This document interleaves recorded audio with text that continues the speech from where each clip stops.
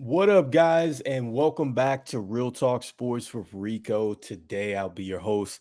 Today's show, we are talking about the preview of the NFC North. I'll be giving you my predictions there. We'll be going down each team, really breaking it down to see who should win that division and why.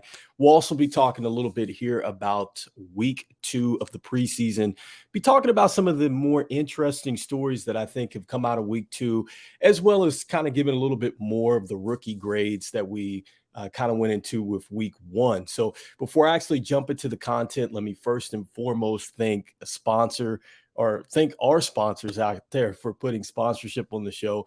Let me go ahead and thank Anchor for being our platform, which is now Spotify Podcasts. You can catch our show there.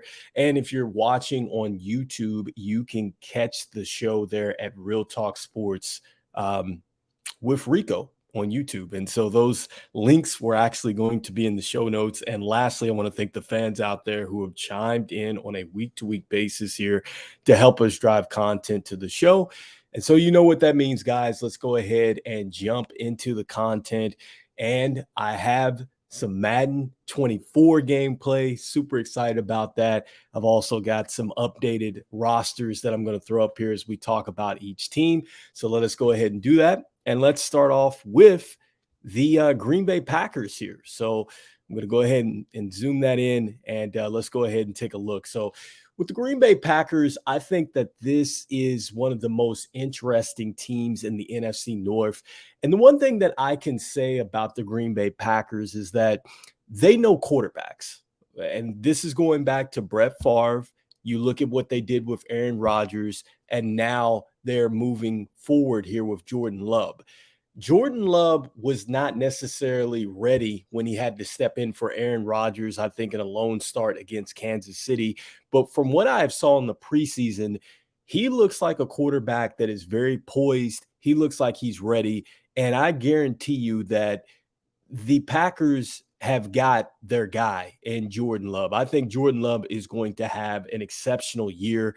I feel like he has Romeo Doubs. He has Christian Watson, who was a breakout wide receiver last year. I think Romeo Doubs is going to have a much better season this year than he did in his rookie year. I think the pressure is off of him now. And I think that you're going to see this guy really air it out and go down the field. I think that they could be dangerous on the offensive end. You pair that with Aaron Jones and AJ Dillon, and I think that the offense is going to be phenomenal, and they really have an underrated defense. So just start with Jordan Love. I expect for him to have a very good season. He looked pretty good here in week 2. Aaron Jones, I just talked about him. This guy is going to be very important for Green Bay, and especially Jordan Love. I talked about it a little bit last week with young quarterbacks. You don't want to put a whole bunch of pressure on their arm and for them to go out there and win games a lot. Putting the ball in their hands, you want to actually kind of ease them into the action and at times, I think, protect them, protect quarterbacks, that is, and you protect the quarterback by having a good running back crew, or you have a good running game. And that's what they have with AJ Dillon and Aaron Jones. Aaron Jones is an exceptional wide receiver. He definitely can be a bell cow back as well for you. And so can AJ Dillon. And the one thing that I like about AJ Dillon is that I think that AJ Dillon has gotten a lot better as a pass catcher. There were games where I think that AJ Dillon last year led in receiving yards, until Christian Watson kind of came on. I'd have to do a little bit more research, but I think AJ Dillon had a terrific year. And he's much more of a power, a smashing back. And this is something that Green Bay felt comfortable with going with him, especially when they let Jamal Williams go to Detroit there last season. They felt very comfortable with A.J. Dillon stepping into this thing. So I expect big years from both Aaron Jones and A.J. Dillon. Talked about it a little bit here with Christian Watson. I think that this guy was the most improved in the second half of the year. I think that he had a phenomenal rookie season, showed really that he had a lot of speed and burst here coming out of North Dakota State. And right behind him is Romeo Doubs. And I know Romeo Doubs kind of struggled a little bit with the drops last year. I expect him to get over that. But how about what they have at wide receiver 3? I even like what they have there with Jaden Reed. I think that this young man out of Michigan State is going to be an impact as well. I think that he will have incredible success as a slot receiver because I do expect for Christian Watson and Romeo Dobbs to really open up the top on defenses. I think he's going to have a lot of space in between the middle of the field. Next up, looking at the defense, starting with Kenny Clark at the defensive tackle position, I think that this is solid. And this is what I'm talking about with the underrated defense that they have. I think aside from the Detroit Lions, I'm going to say that Green Bay probably has the second best, if not the best defense in this division.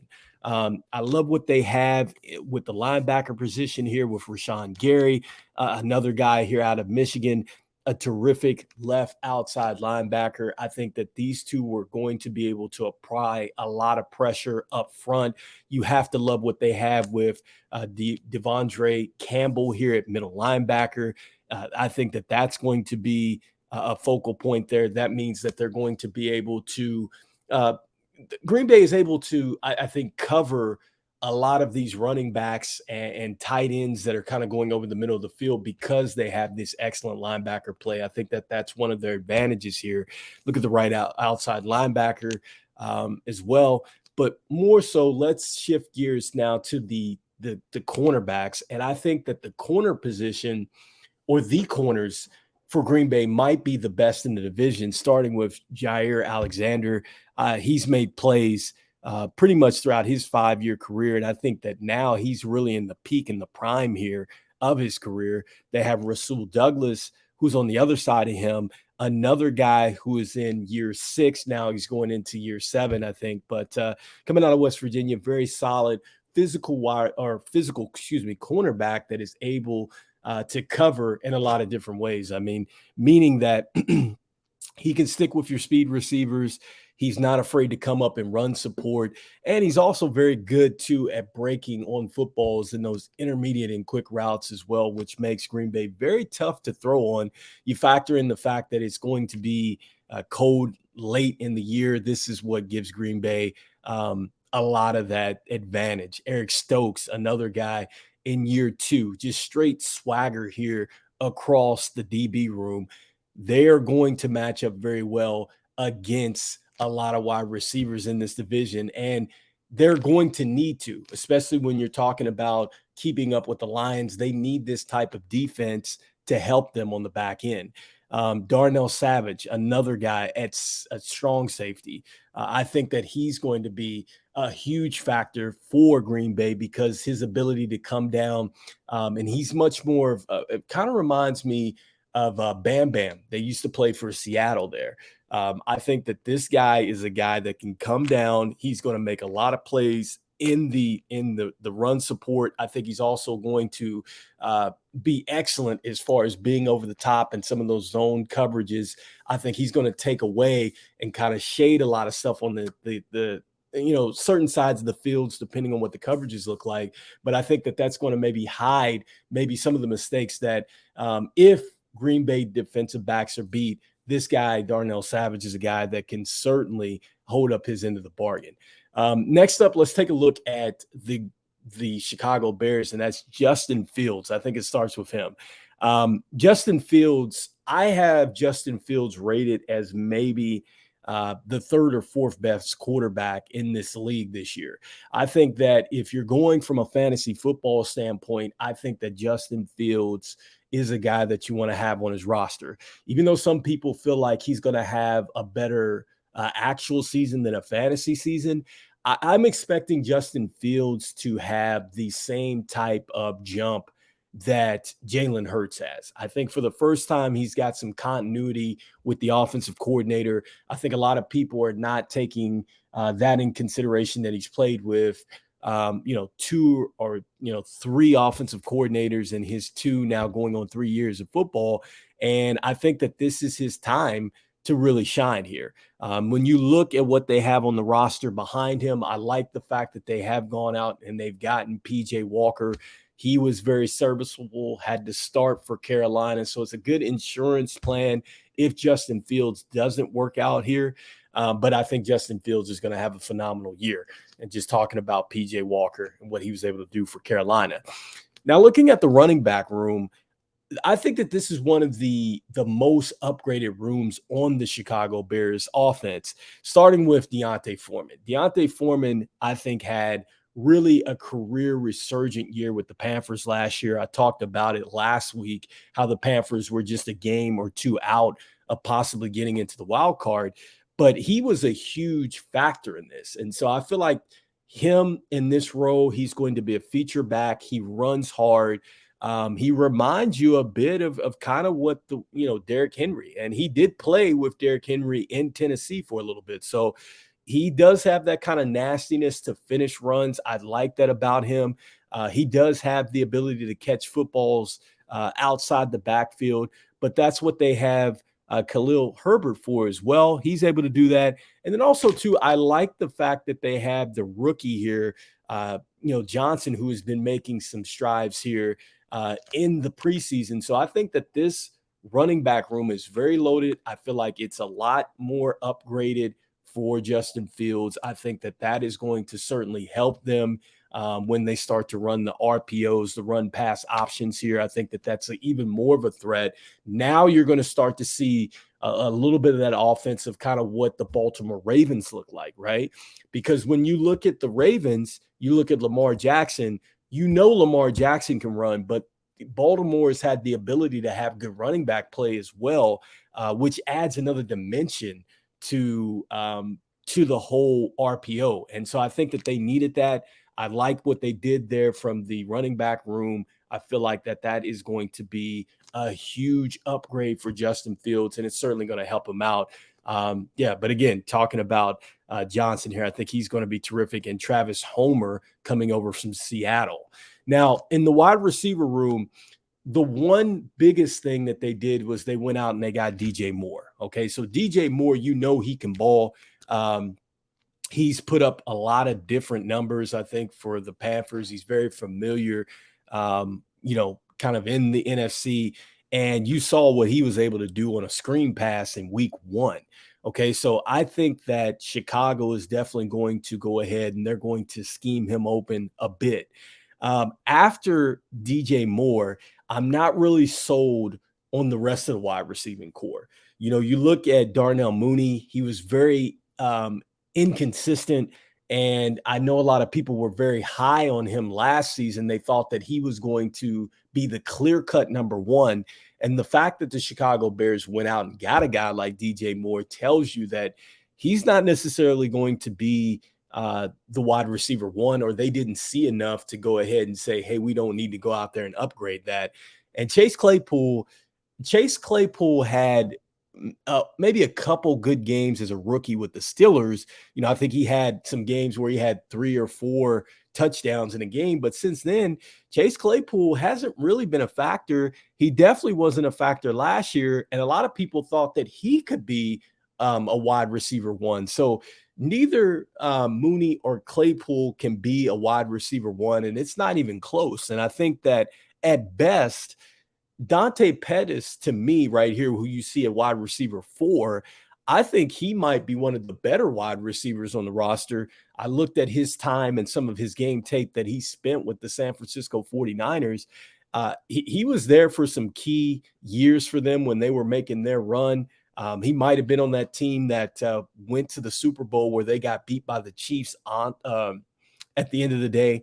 And so, Dante Pettis is a guy that can lift the lids off defenses as far as getting down the field in deep routes. But the one thing that I loved about Dante Pettis is he's gotten a lot better with the intermediate stuff. And so, he quiet as is kept behind DJ Moore. I think Pettis is going to be a huge factor in this offense. And I think Justin Fields is really, really going to lean on DJ Moore and Pettis, I think, in this wide receiver room. So that is definitely something that is very questionable, I think, for the Bears.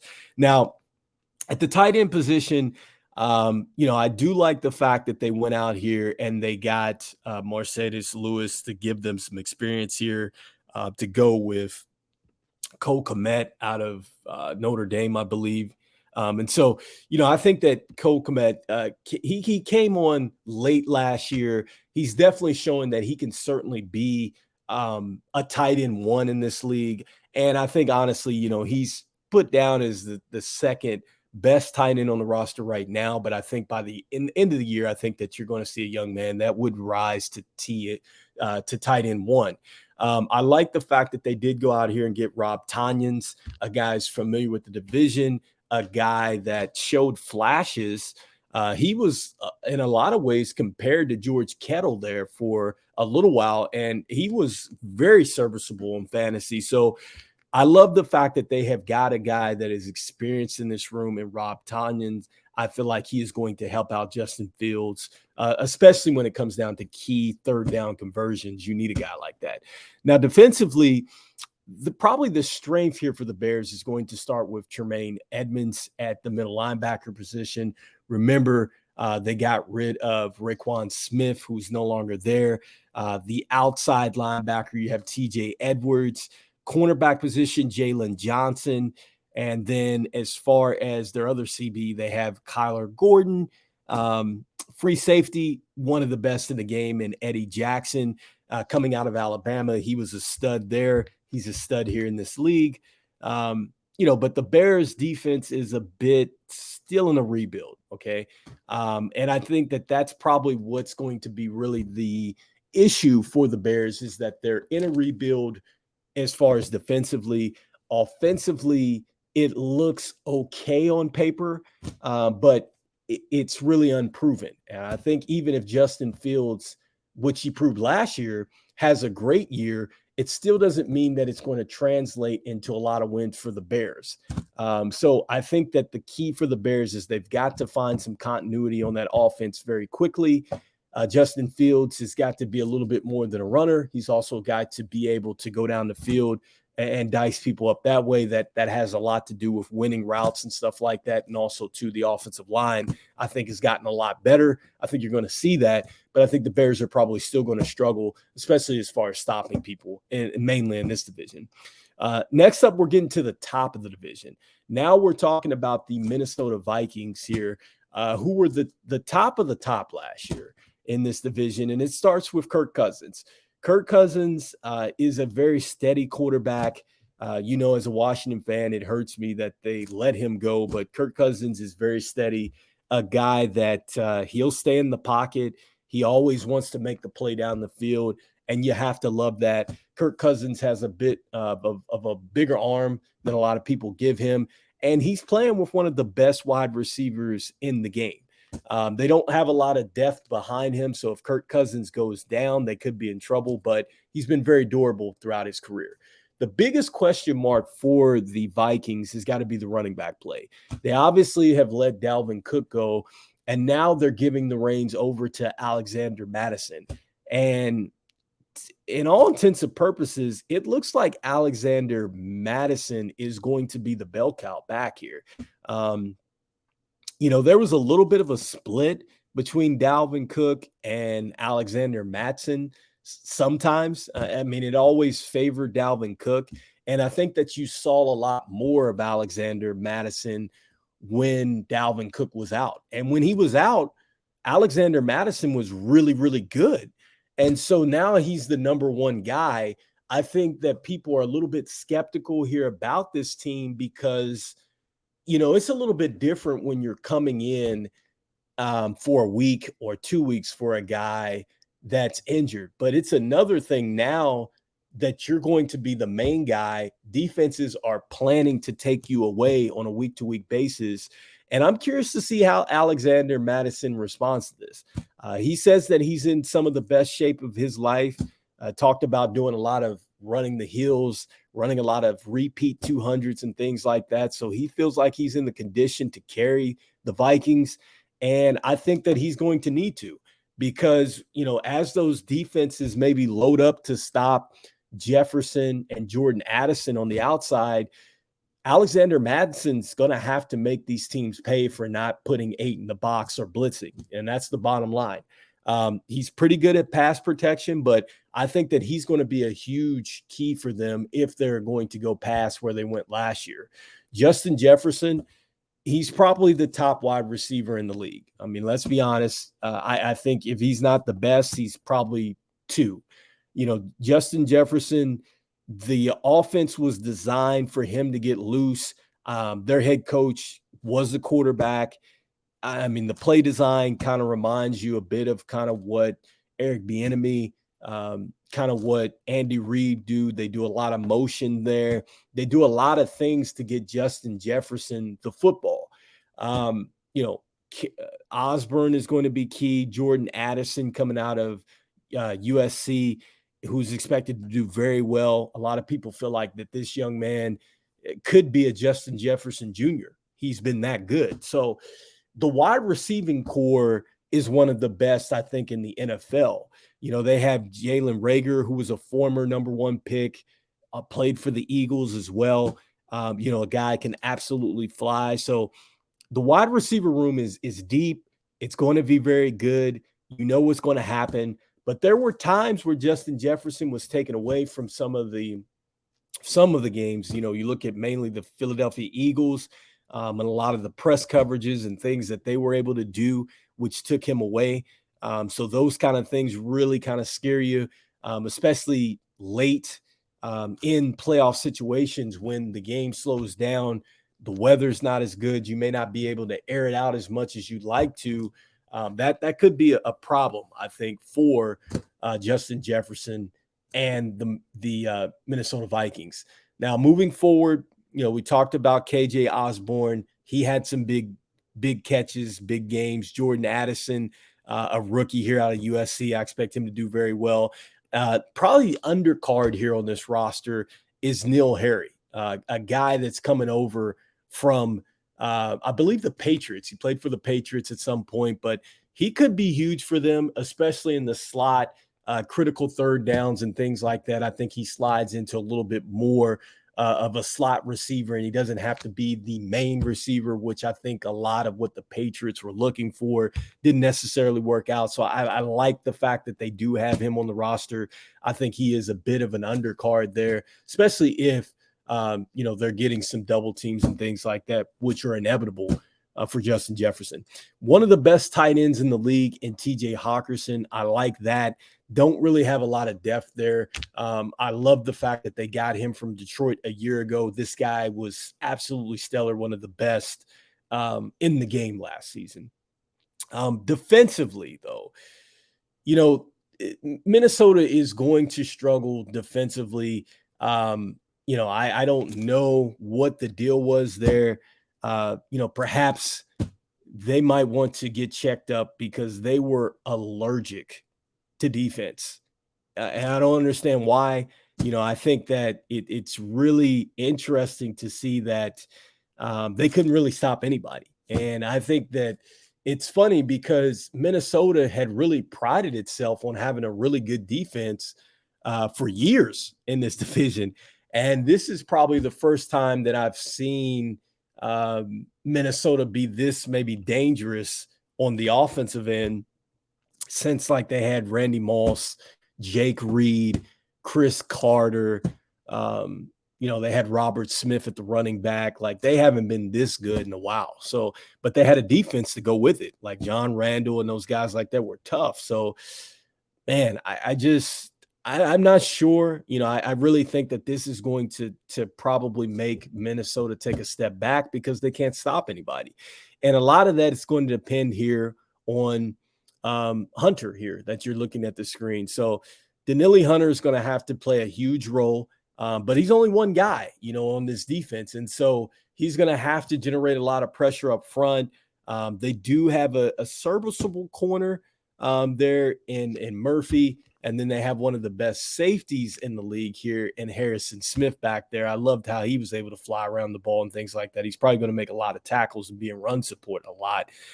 But this defense is going to be on the field a lot, and they're going to have to be able to stop people, especially the Detroit Lions, who I think are going to be top of the division here.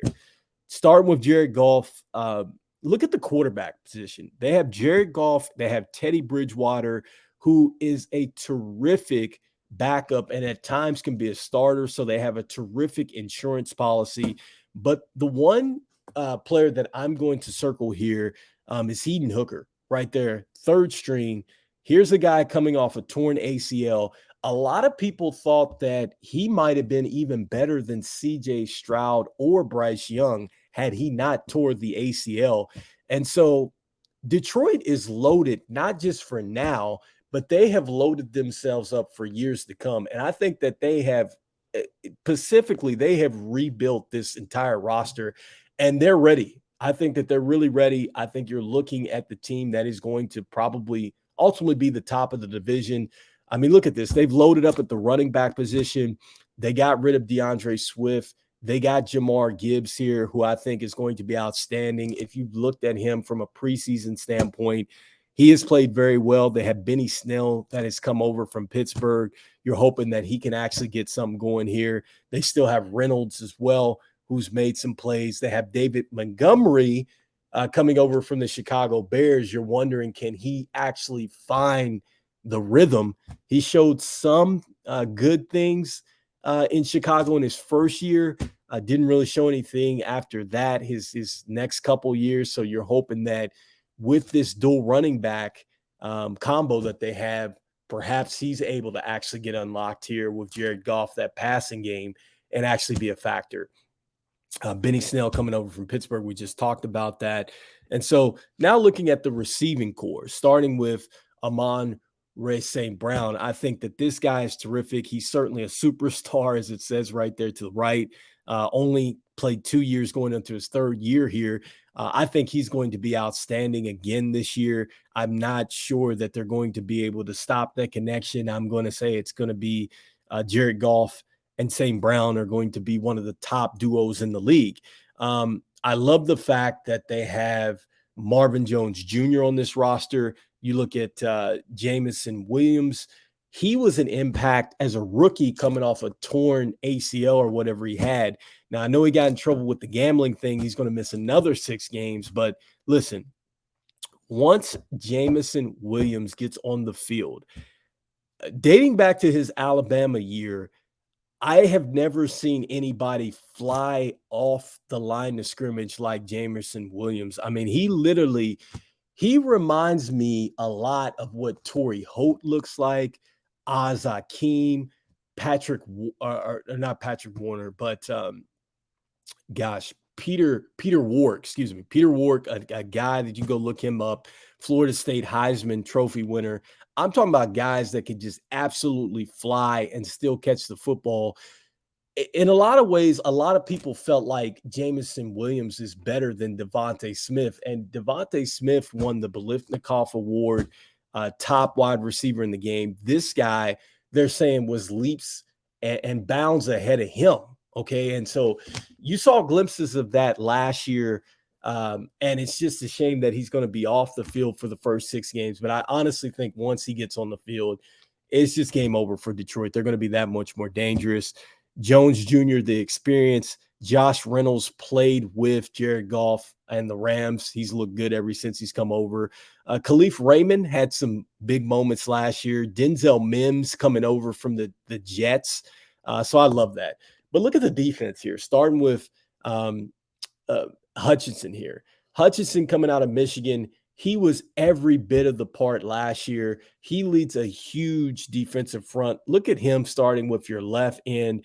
You have Oguara over here on your right end. Here's another guy that's going to apply pressure on the other end.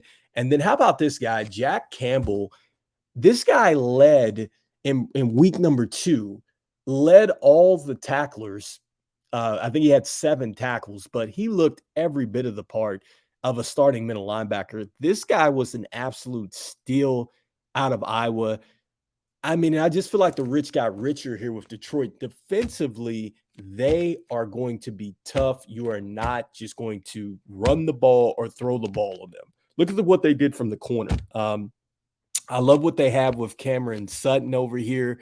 I love what they have with Emmanuel Mosley over here. Will Harris, a guy who can certainly play and be a shutdown corner at times. But I love the fact that they went out at the strong safety position. They went out and got C.J. Gardner-Johnson. He's going to be able to make huge plays from that safety standpoint. I love the fact that his ability to come up and give them run support as well. So Detroit, it is certainly, I think, going to be. Uh, I think they're going to win the division. I really do. And I'm going to throw up now some gameplay of Madden 2024, and I think the two best teams in this division are going to be, in my opinion, I think it's going to be the Minnesota Vikings, and I think it's also going to be the Detroit Lions. I think that the Detroit Lions have the best defense in the division. They have the best offense in the division. And I really think that the culture has switched now, right? I was talking about how they have really set themselves up from the quarterback standpoint for years to come. I think they've set themselves up from a wide receiving standpoint for years to come. I think that they have so much uh, depth, and I think they have so much camaraderie, like from where they came together all those losing seasons. You added Jared Goff here, who was in the Super Bowl for the Rams. It just seemed to be just a total culture switch. And they couldn't stop anybody last year. And I think they're going to be able to stop a ton of people this year. So I expect for them to take a huge leap forward, at least 11 to 12 games. And for Minnesota, I think that they take a leap back. I talked about Madison. I talked about Dalvin Cook not being there, the uncertainty of that. I think that that's going to hurt them a bit. I don't think that Minnesota is just simply going to be able to air it out like they did last year, and beat a lot of teams that way, especially if they're having their defense on the field a lot. If your defense is getting beat, then that means that those guys on the offensive end are going to be in a lot of pressure situations to have to come back late in games after giving up scores and things like that. And that could be a little bit too much for, I think, Minnesota ultimately to go ahead and say that they're going to repeat or actually get past where they did last season. Um, the Chicago Bears. I have the Chicago Bears probably finishing third in this division. I think that this is probably going to be one of the better seasons for the Chicago Bears. I think that they have a little bit more certainty with the offense. I think that Justin Fields is going to have an MVP like season. But the wide receiver core is a bit shaky. I told you about the whole thing, with what they have with Chase Claypool and what they have behind, DJ Moore.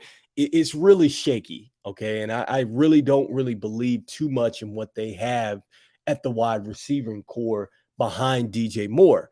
With that being said, they are kind of shaky and still rebuilding defensively as well. I talked about how they moved on from Raekwon Smith. And it's been a kind of a revolving door. I think ever since Brian Urlacher left there, one of them, maybe he's in the Hall of Fame, I think at this point, but it's been tough really to get some continuity on that defensive front, and also too from the middle linebacker standpoint.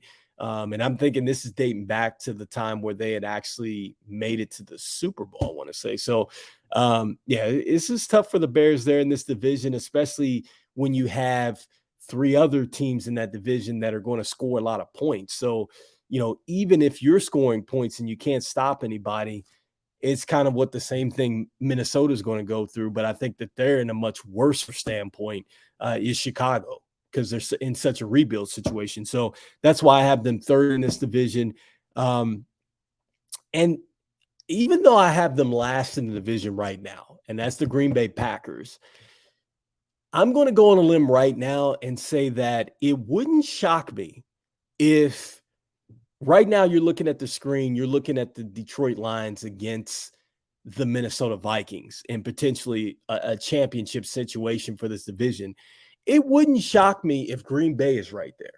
Okay. Because I think that a lot of people are underestimating Jordan Love. I think a lot of people are thinking that Jordan Love is not going to be able to just come in and perform a lot like an Aaron Rodgers, a lot like a Brett Favre. But keep in mind that Brett Favre, Aaron Rodgers, these guys sat before they actually played. And I think one of the best things that Jordan Love did is he sat. And I think I was looking at his rookie card, right? Because I'm talking about like sports cards that you collect. And I was looking at his rookie card.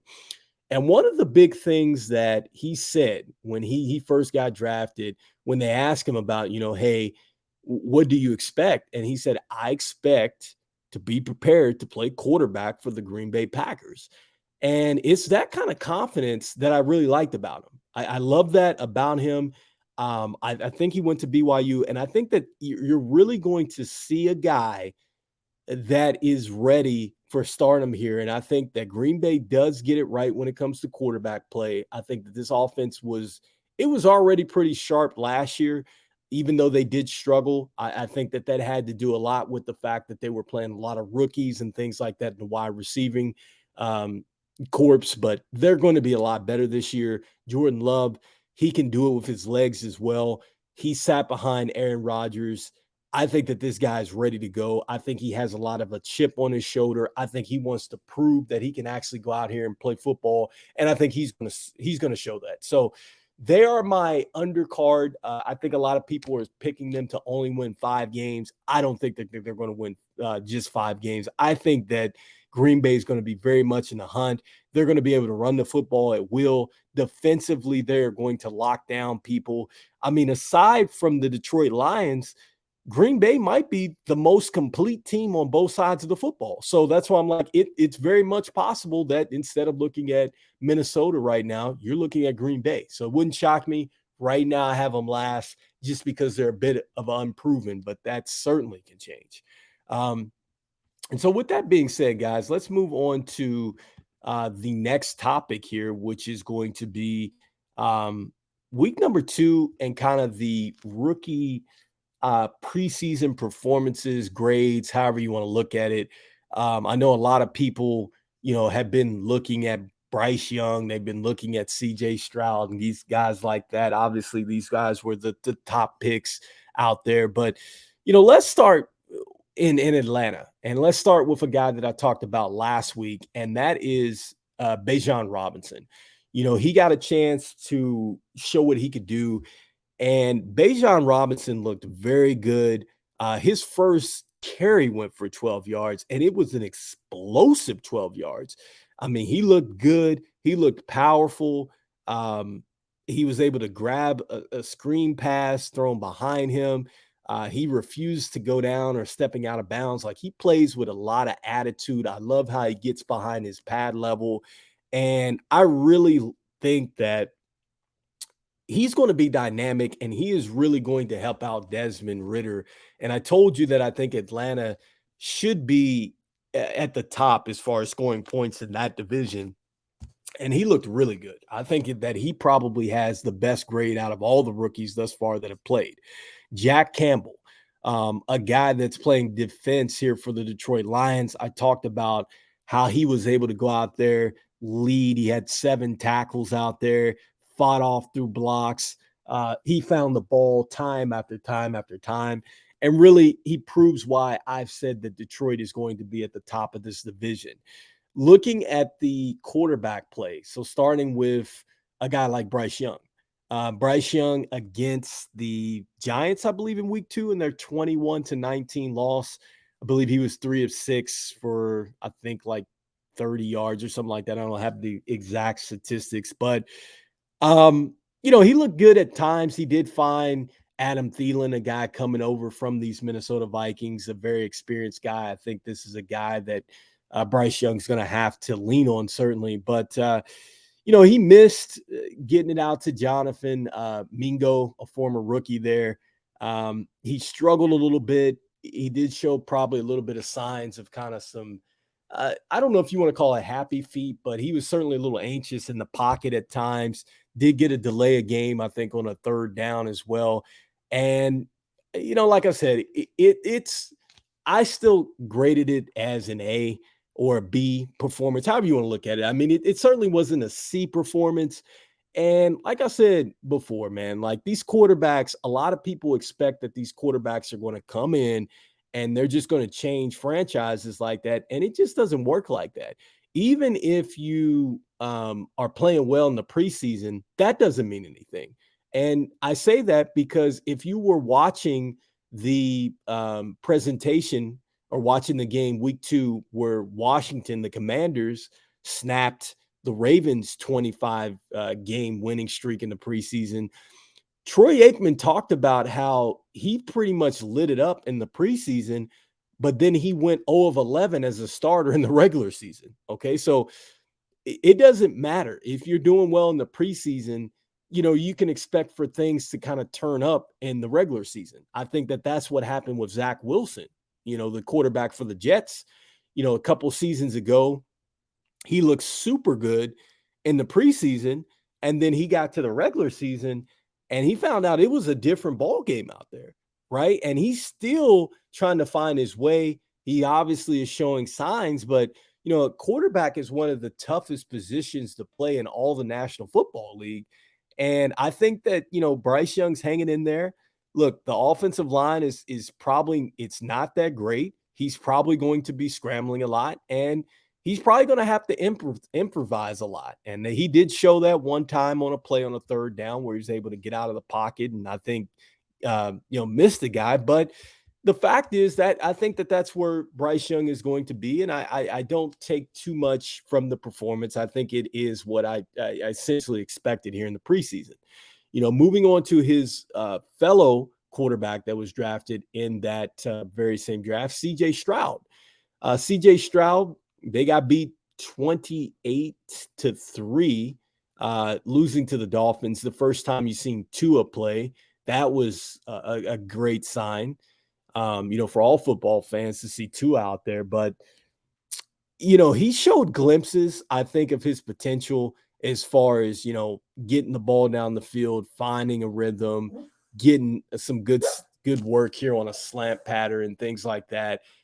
Getting out to the second level on some of these bootlegs and stuff like that. But he was really, he was sacked.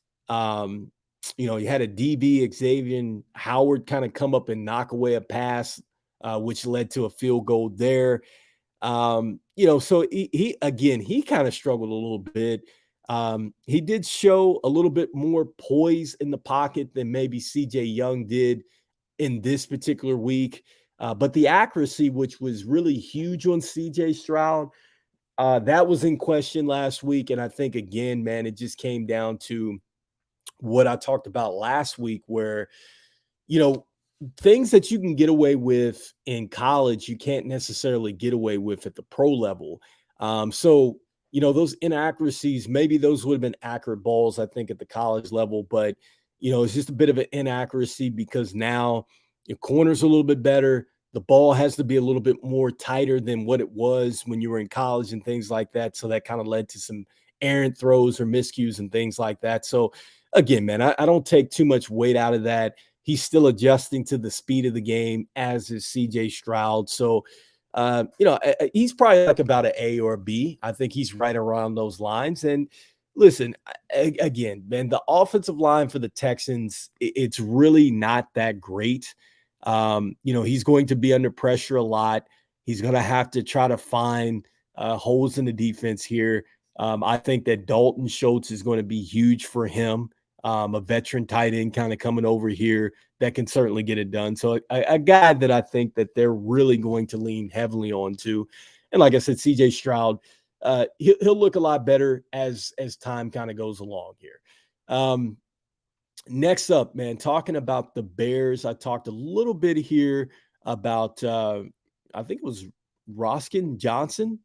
He's a running back here out of Texas. I think he played behind Bijan Robinson. I probably butchered his name, but for the most part, I think he looked good, showed a lot of quickness here, the intelligence of kind of the inside runner, finding the holes, kind of getting his foot planted into the ground, quickly exploding in the lanes and things like that. He looked really good, showed the ability to catch screen passes. He showed really good IQ as far as coming out here and being a good run blocker as well. And even though they have Deontay Foreman has been injured a lot in the league as well. So there is a place for him. He could possibly see himself at the top of the chart before it's all said and done. But I think that he's certainly a rookie that was worthwhile as far as standing out here. How about Christian Gonzalez, the young man coming over here from Oregon and Colorado, top pick at the defensive back position for the Patriots? I think he looked pretty good. I love the way he was able to guard a bit with Christian Watson, who I think is going to have a very good year. Kind of forced Jordan Love to check down a little bit here in the second series. That was pretty good. Um, he did a great job as far as showing excellent hands, going up to meet the ball at a high point as well, which I think kind of led um, to a teammate actually getting an interception here. And so I like that.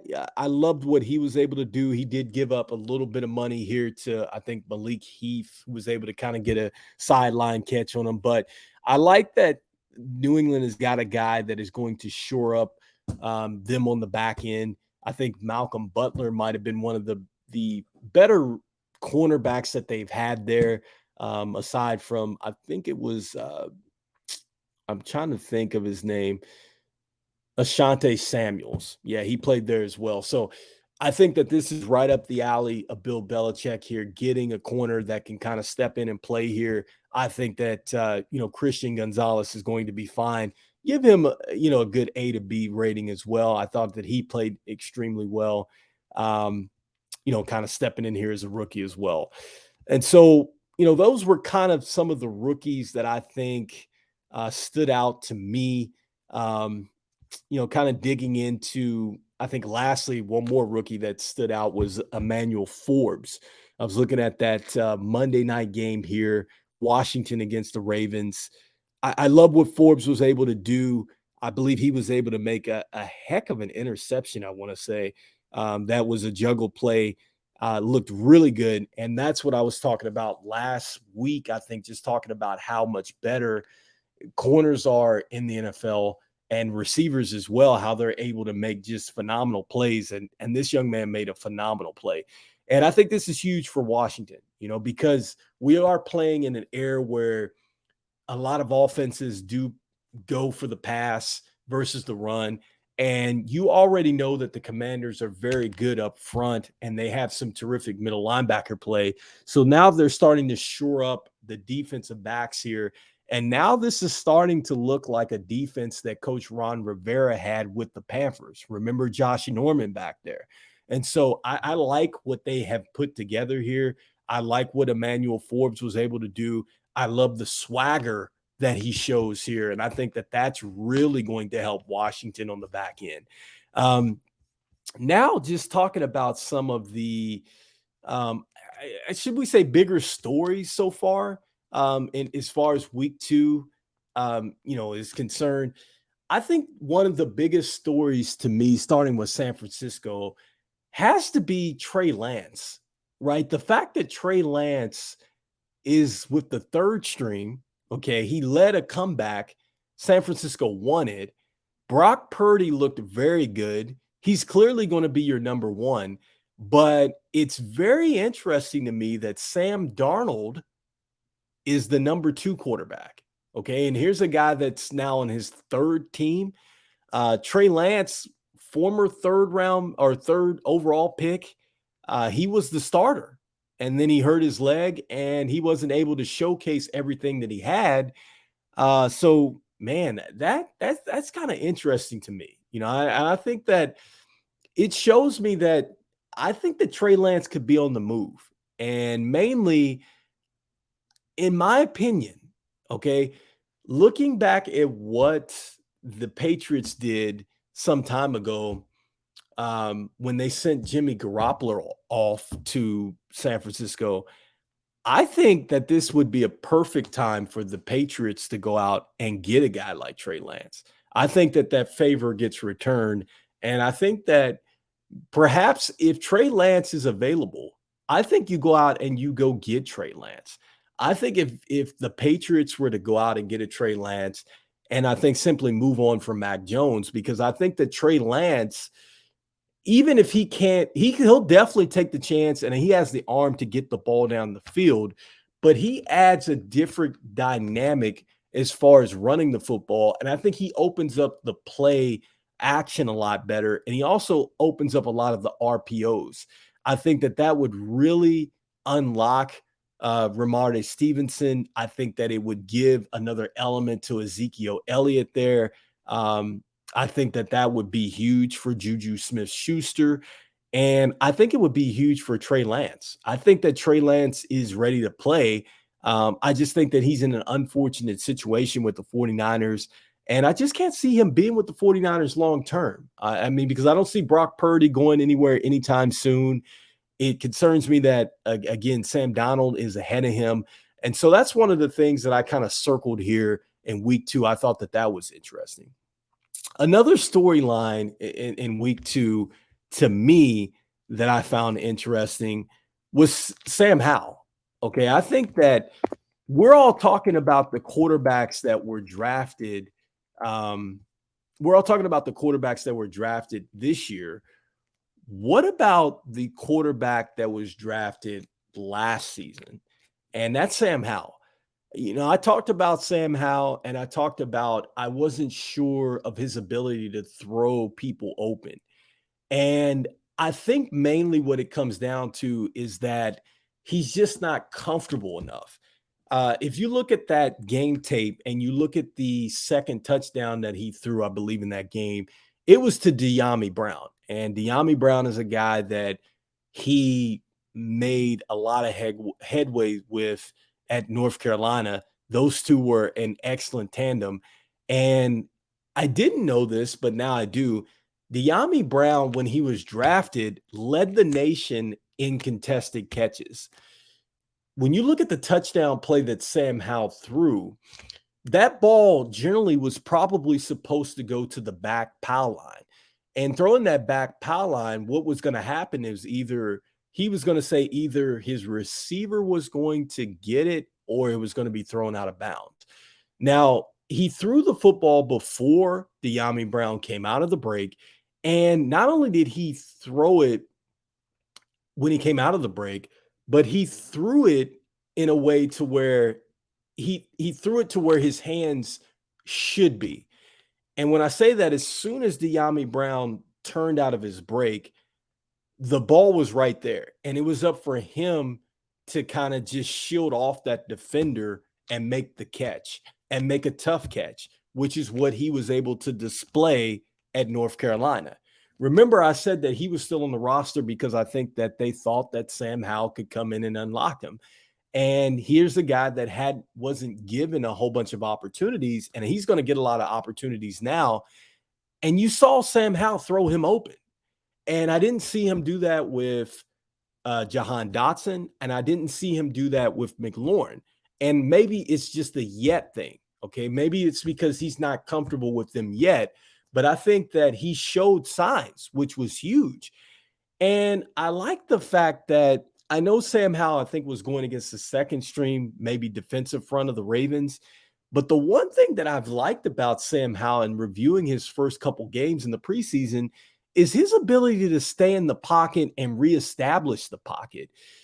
He reminds me a lot of 3 quarterbacks that had played with Washington and had some success. Going back to Brad Johnson, who was, I believe, maybe the first quarterback that Randy Moss played with, I think before he gave headway to Randall Cunningham, who eventually gave headway to Dante Culpepper. I think he did get Washington to a playoff series.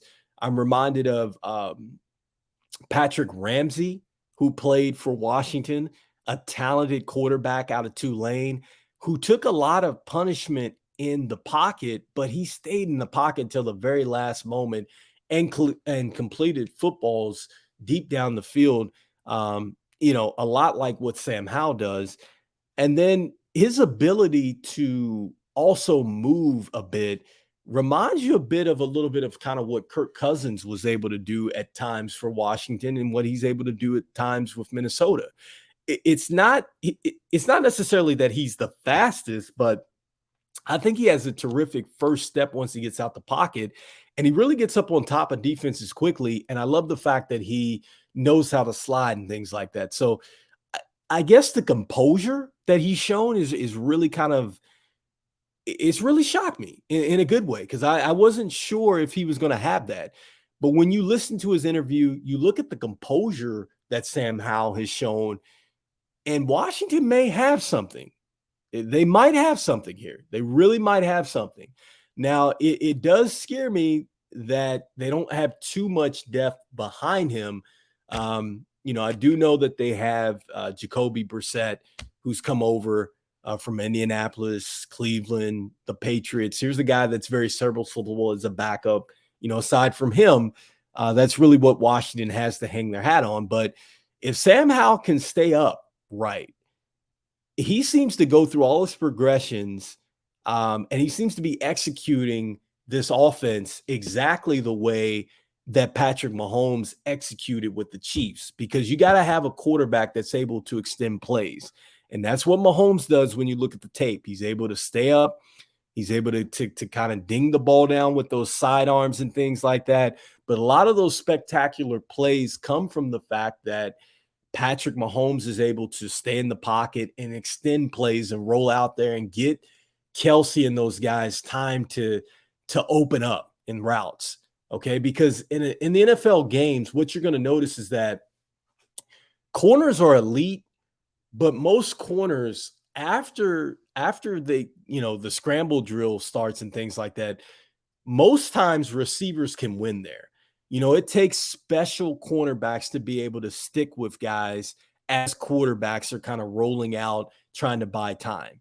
I'm talking about guys like Deion Sanders. I'm talking about guys like Trayvon Diggs, who plays for Dallas, Darrelle Revis, who used to play for the Jets, Asante Samuel, a guy who I just mentioned who played for the Patriots, Anazwa, or I'm not sure what his name was, that used to play corner for the Raiders, came over to the Eagles, wasn't very good, but he was tough for the Raiders. These were shut down corners. So those guys are able to stick with guys as plays are breaking down. But for the most part, if you're able to stay in the pocket, extend, you're probably going to get some big pass plays. So kudos out there to Sam Howell. He's looked very good. I think that he could be in line for a really, really big year if this translates over into the regular season. And kudos to Washington as well. After the controversy and what was going on with Eric Bieniemy, and listening to the owner now, who has owned the Sixers, he's owned the Devil Rays, I think, the hockey team, and then you have Magic Johnson over there, who every one of his franchises ended up winning. I think that Washington, they're trying to really shift the culture, and you could feel the energy in week 2 at this preseason game. And hey, I know it's not much, but they were able to beat the Ravens, who haven't been beaten 25 games. And I don't know how many years that's been, but kudos to Washington, for going out there, because I thought the season might be over, but they've looked good. So I think that was very impressive as a storyline so far.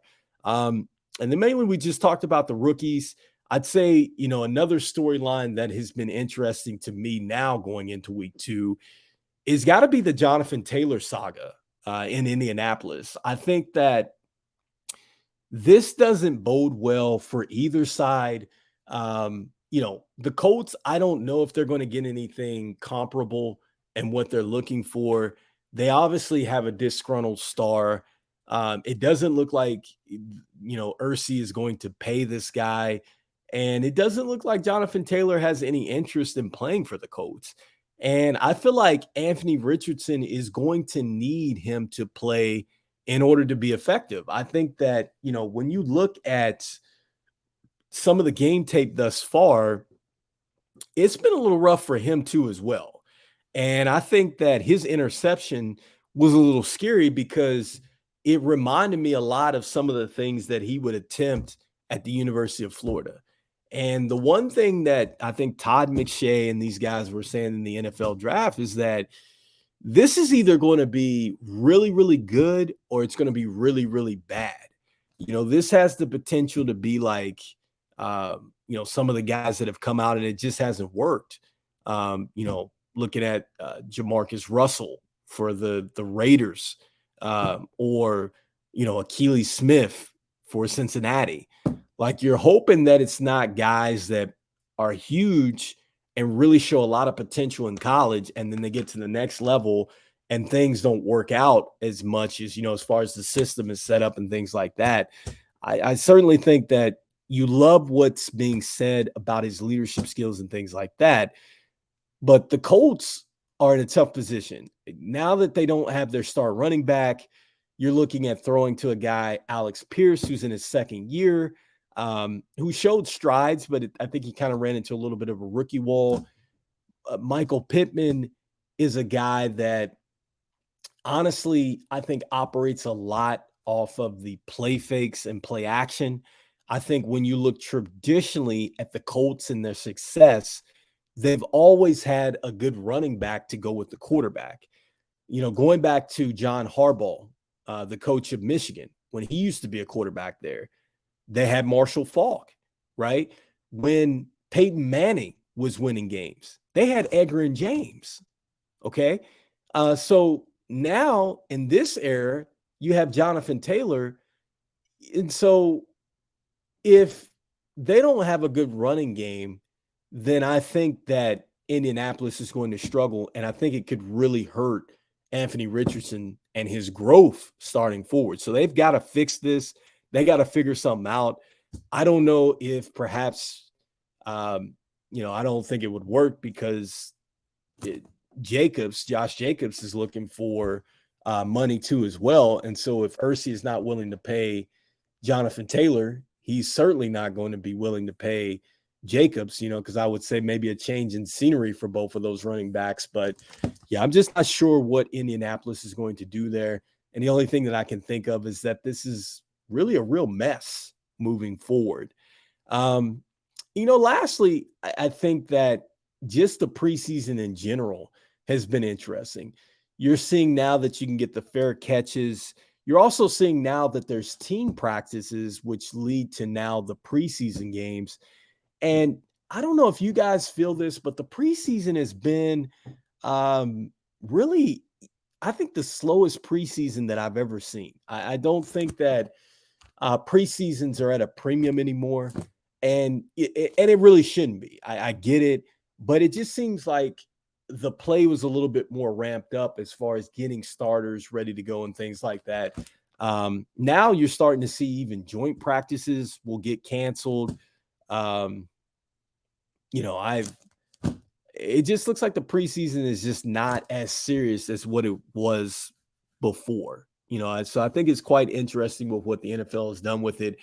And it almost looks like at some point we may only have like a week of the preseason, or the preseason may go away altogether, at some point, I think. So, yeah, I'm very curious to see where the NFL goes in that direction. And so with that being said, guys, that is today's show. We talked about the NFC North. We talked about the preview and who I expect to win this thing. You're looking on the screen at Madden 2024. You're looking at two of the top teams. I think the Detroit Lions are going to win that division. We talked a bit about the rookie performances and QBs and some of the defensive performances in the NFL as far as the rookies in the preseason thus far. And then also, too, we've talked a little bit about some of the storylines and interesting points that are going on right now in the NFL in week 2 and possibly could be leading to some moves. I think some teams could actually make some trades or move some people going into week 1. Just want to let you guys know once again that we will be covering all divisions here of the NFL. So that means I still have to go through the AFC, guys. And so that means even if I have to do 2 in a show, or we have to do a couple shows to get this in before week 1, I promise you we'll be doing that. We will be talking a little bit more about some fantasy football too as well once we get into the season. You'll definitely be seeing a little bit more video and graphics come up as well, guys. And so before we jump off, I want to go ahead and thank Anchor for being our platform, which is now Spotify Podcasts. I want to go ahead and thank the sponsors out there for putting sponsorship on the show. I want to go ahead and thank the fans out there for chiming in on a week-to-week basis and let you know that you can actually catch us on YouTube at Real Talk Sports with Rico. Make sure that you check the show notes below, guys. And for myself, this is Rico, Real Talk Sports. We'll be back for another show, guys. Take care.